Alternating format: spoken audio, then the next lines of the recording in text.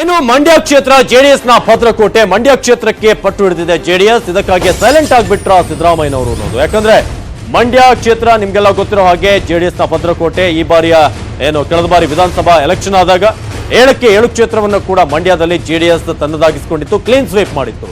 ಇದಕ್ಕಾಗಿ ಸೈಲೆಂಟ್ ಆದ್ರ ಸಿದ್ದರಾಮಯ್ಯ.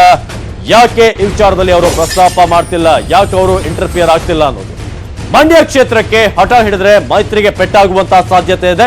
ಇದೇ ಕಾರಣಕ್ಕೆ ಸುಮಲತಾ ಸ್ಪರ್ಧೆಯ ಬಗ್ಗೆ ಮೌನ ವಹಿಸಿದ್ದಾರೆ ಅನ್ನೋದು. ಜೆಡಿಎಸ್ಗೆ ಕ್ಷೇತ್ರವನ್ನ ಬಿಟ್ಟು ಕೊಡೋದು ಬಹುತೇಕ ಖಚಿತ ಅನ್ನುವ ಒಂದು ಸಾಧ್ಯತೆ ಇದೆ. ಯಾಕಂದ್ರೆ ಟಾಪ್ ಮೋಸ್ಟ್ ಪ್ರಿಯಾರಿಟಿ ಕೊಟ್ಟಿರುವಂತಹ ಕ್ಷೇತ್ರದಲ್ಲಿ ಜೆಡಿಎಸ್. ಮಂಡ್ಯ ಬಹಳ ಟಾಪ್ 3 ಅಲ್ಲಿದೆ.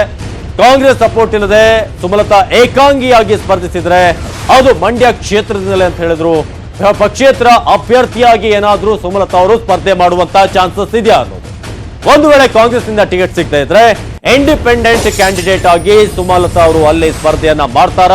ಸುಮಲತಾ ಪಕ್ಷೇತರ ಆಗಿ ಸ್ಪರ್ಧಿಸಿದ್ರೆ ಗೆಲ್ತಾರ ಅನ್ನೋದು ಕೂಡ ಪ್ರಶ್ನೆ. ಸುಮಲತಾಗೆ ಕಾಂಗ್ರೆಸ್ ಸಪೋರ್ಟ್ ಮಾಡುತ್ತಾ ಕುತೂಹಲ ಮೂಡಿಸಿದೆ ಮಂಡ್ಯದ ಪಾಲಿಟಿಕ್ಸ್.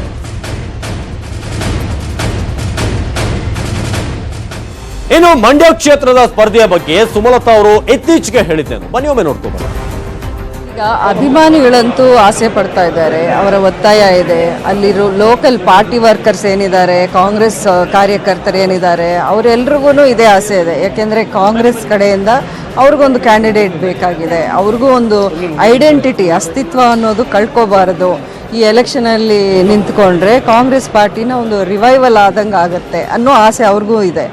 ಸೊ ಹಾಗಾಗಿ ಇದು ಅಭಿಮಾನಿಗಳು, ಕಾರ್ಯಕರ್ತರು, ಪಾರ್ಟಿ ಕಾರ್ಯಕರ್ತರು ಯಾರಿದ್ದಾರೆ ಅವರೆಲ್ಲರೂ ಸ್ವಲ್ಪ ಒತ್ತಾಯ ಇದೆ.